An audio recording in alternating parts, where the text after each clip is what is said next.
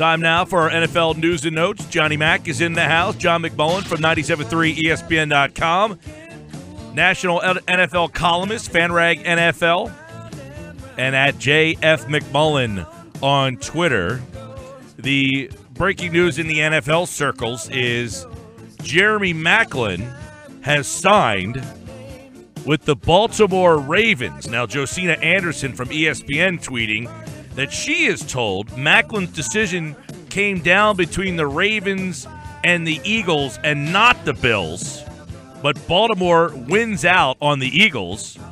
John McMullen tweeting that the Eagles claimed no interest in Jeremy Maclin. Josina Anderson reporting Maclin chooses the Ravens over the Eagles, John. So, whose side are we taking? Doug Peterson and the Eagles, or the reporting of Josina Anderson? Because she's claiming it came down to two teams and Buffalo wasn't one of them. Yeah, I mean, Josina's usually plugged in, so I wouldn't just immediately shrug it off. But I'll tell you, Doug Peterson was pretty emphatic last week. It wasn't hedging at all. He said no interest whatsoever. And just from the numbers, I kind of lean on Doug's side of it. I just didn't see a spot for him at this particular time with the Eagles. And as I mentioned last week on the show, I think the only thing that could have turned that around is if Jeremy came up to the NovaCare complex and basically knocked on the door and said, I wanted to play on the Eagles and no one else. Maybe things would have reopened, and maybe that's what happened. And the Eagles got some interest at the end. But I just, Alshon Jeffrey being here, Torrey Smith being here, Jordan Matthews still here, Nelson Aguilar having a bit of a revitalized spring. I don't see the significant need any longer at that particular position. So I don't think the Eagles had a ton of interest in Jeremy Maclin. Okay, if in fact Josina's reporting is accurate and there's no reason to believe that she's off, we're just saying if that's the case, because the Eagles did thoroughly deny any interest, that doesn't mean they're telling the truth. But if in fact they had interest in Jeremy Maclin, what does that say, and who would that not be positive for that's on the current roster? Well, I think it would be Jordan Matthews. I think there's no logical spot for Jeremy Maclin unless you kind of move Jordan Matthews out of the mix. And there have been not significant trade rumors, but there have been whispers that the Eagles perhaps could consider moving on from Jordan. There's no guarantee he's going to be back after his rookie deal. I'm not sure. I've said it in the past. He's a great fit for what Doug wants in this offense.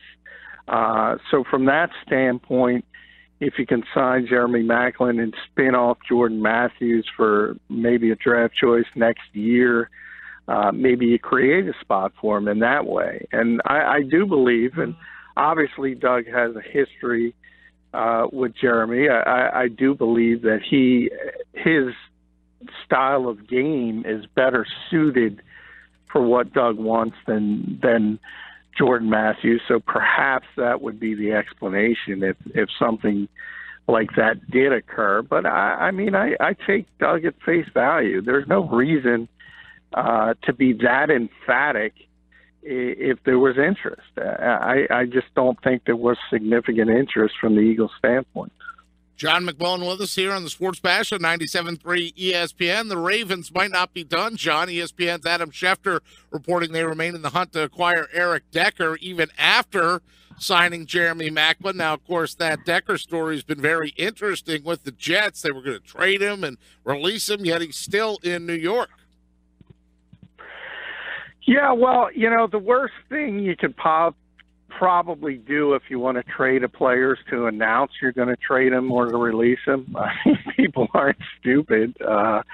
If you say you're going to trade somebody, and if you can't, you're going to release him, they're just going to wait till you release him and try to go that route and not give up an asset for him. But we all know the Jets are kind of a circus in the NFL right now, kind of a punchline. And from the Ravens standpoint, it tells you just how significant the need at wide receiver they had was. If you're talking about already signing Jeremy Maclin and still attempting potentially to go after Eric Decker. It tells you just how bad that situation was, and it tells you a lot about Brashad Perryman, who was a first-round pick a couple of years ago, but hasn't been able to get on the field. And it looks pretty clear from their actions that they don't have any confidence in Perryman moving forward.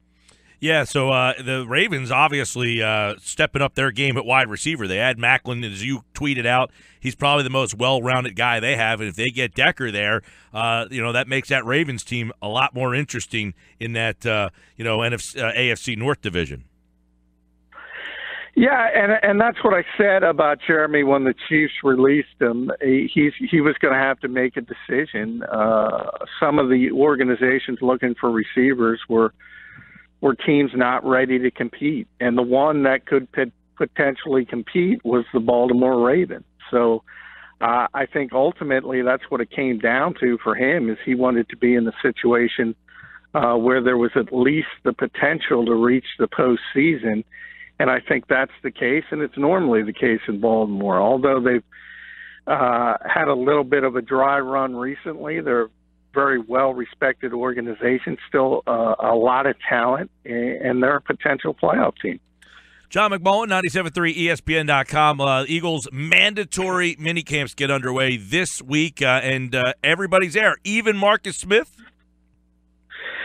Yeah, Marcus is here, and that was sort of going to be the most interesting one because it's obvious that he's trying to kind of force his way out. But you can be fine now if you don't show up for the minicamp, which, as you mentioned, is mandatory. So he's going to be here tomorrow, and he's going to be practicing, and obviously he's going to have to answer questions as to why he stayed away, even though we all kind of know why, and that the writing's on the wall. And it's just one of those awkward situations where a guy's sort of got to play it out before he can get to another organization. But obviously Jason Peters will be here, Donnie Jones will be here, so expect a full house as far as the 90-man roster. Now, a lot of guys won't be participating. Doug mentioned last week that he's going to be very, very cautious. Obviously, Sidney Jones is not going to practice. He's not ready. I would be surprised to see Jordan Matthews out there with the knee tendonitis. Any tweak whatsoever, the Eagles are going to be cautious with it and not force it this early in the process. Well, you brought up Sidney Jones. It's interesting that he's in the house with the boot off. That's a positive sign for the second-round pick, and you wrote about Sidney Jones today at 97.3 ESPN.com. So boot off, but what can he learn, at least just by being in Philadelphia and being a part of this mandatory minicamp? Well, the Eagles are just thrilled to get him on campus, so to speak, because he's one of those guys, because he went to Washington and they have the quarter system. They hadn't graduated, so he was not allowed to practice. Obviously, he wouldn't practice because of the injury, but he wasn't even allowed at the facility. So he couldn't go to team meetings or do any of that. The Eagles had to FaceTime with him to communicate, and it's just one of those crazy rules that the NFL should sort of revisit because it doesn't make a lot of sense, and it puts people in a lot of those Pac-12 schools. It puts them behind the eight ball. Sydney's already behind it because he's got to rehabilitate, but he's also, missed so much meeting time, so he hasn't even been able to get those mental reps, and the Eagles are just excited that he'll be able to get some of those. John McMullen's with us, and the mandatory minicamps, as we talked about, begin this week. And this is a unit that you wrote about as well. Lane Johnson has kind of come out, and he says, I'm really excited by the upgrades here. But is this team as simple as the return of Lane Johnson? I mean, we saw the difference when he was on the field as opposed to when he was off the field. So forget the upgrades around Lane Johnson. How about just getting Lane Johnson back and what that means? Yeah, I mean, the numbers are pretty stark. I mean, this team was 5-1 with them and 2-8 without them. So, I mean, as I wrote, I don't think necessarily that 5-1 was going to project out to 12 or 13 wins or anything of that nature. But what I said is you can feel rest assured at least that the Eagles are a heck of a lot better when he's on the field than when he's not. And he's one of the top 5 players on this team. So that suspension really, really significantly hurt the Philadelphia Eagles last season. And if you think about where they were at 7-9, and say Lane Johnson gets you 2 more wins, if he's out there over that 10-game span, and you're in the playoff hunt. So I think just from that standpoint, there's got to be a lot of excitement, and that's even before all the additions and all the obvious improvements, especially on the offensive side of the ball around Carson Wentz. And I know, John, that Lane talked about his new eating regimen, his new diet to hold the supplements, and he's eating healthier and no fried foods and stuff like that. Yeah, and he's the heaviest he's ever been. He's at 322 pounds, he told us. So he's a big dude. He's a very, very strong dude. And, you know, there's always going to be, because he's failed 2 different PED tests. I mean, there's no way to sort of get around that. So there's always going to be the whispers that follow him. And the only way he can deal with it is to move forward and not get suspended again. And he insists it's not going to happen. But you really have to be in wait-and-see mode when it comes to that. John, I know the assistant coaches spoke today. Corey Unlin, you got a chance to sit down and talk to him. He is the defensive back coach, and Jim Schwartz spoke last week or the week before during the OTAs, and he kind of, acknowledged that their secondary needs to be better. What kind of vibe did you get from Corey with, he's got a lot of new faces back there in year number 2? Yeah, and I think it was similar to Jim Schwartz, and it's uncertainty. It really is. And I think that's one of the things where he is so excited, even though it's not going to happen soon. He believes at some point Sidney Jones is going to play this season, and that's big for the Eagles because, let's face it, there needs to be an infusion of talent, especially at the cornerback position. I think Corey's very, very comfortable, as is Tim Hawk, the safeties coach, with Malcolm Jenkins and Rodney McLeod, and they should be. But everybody has question marks about the cornerback position, and it doesn't end with the media or the fans. It goes all the way to the coaching staff, and it goes to Jim Schwartz and Corey Unlin. And we'll see how things shake out in minicamp. I think one of the most interesting things at the end of OTAs, the last practice last Thursday, was that Rasul Douglas was getting some first-team reps opposite Jalen Mills. So you can look at that one of 2 ways. Either Patrick Robinson has not performed up to what they wanted, or Rasul has looked good. I can tell you Unlin spoke very, very highly of Robinson, his leadership, his veteran savvy that he brings to it. So I think it more had to do with just getting a look at Douglas with the first teamers. But I think that's one of the more interesting storylines to pay attention to at minicamp. Another storyline on the defense, John, is Nate Geary. He was the safety at Nebraska, and they're listed at 212 pounds coming out of Lincoln, but the Eagles trying to transform him and move him into a new position. How's that come along for him so far, and is he further along than maybe they thought he would be at learning a new position?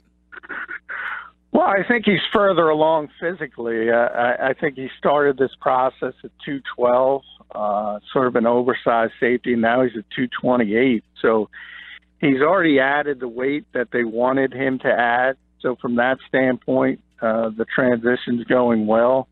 I think ultimately it's about, you look around this league, and I got to talk to Ken Flajoel, the linebackers coach, today as well. And I'll be writing about this later in the week, but he mentioned how so many teams in this league, including the Eagles, love to play 11 personnel and put 3 receivers on the field all the time and spread out defenses. And that's why you see all over the league, whether it's Deion Buchanan, Mark Barron, Deion Jones, players like that. They're sort of these hybrid safety linebackers. I think ultimately the Eagles are looking for that type of player. I'm not going to say it's Nate Geary necessarily because he's a rookie. He's a fifth-round pick, so you can't say he's going to go in and help you. But I think the long-term plan is if things go well, maybe at some point he could become that type of player for the Eagles. And I know in that article he cited two things. One, the help of Nigel Bradham, but two, that you make an NFL team through special teams. If the one way to make a team is to excel on special teams, did that lead you to believe that that's the role that he's going to have coming in? Yeah, and that's for most rookies. Obviously, when you're a fifth-round pick, you got to make the team on special teams. He realizes that, and he's doing very well. He's been on all 4 special teams units, so he's very valuable already to Dave Phipp.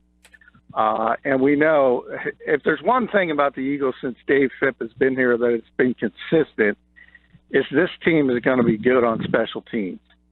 And we've seen it in the past with players like Chris Maragos, Brian Bremen. Bremen's gone now, so you sort of need somebody to fill that role. Maybe that'll be Nate Geary. Maybe it'll be Matt Collins. But you know this team's going to be good on special teams. Yeah, that's been a kind of a staple, even during the Chip Kelly era, right? I mean, he was they were outstanding on special teams even when Chip was here. In fact, you can make an argument that some of those 10-6 teams they have aren't 10-6 without the special teams.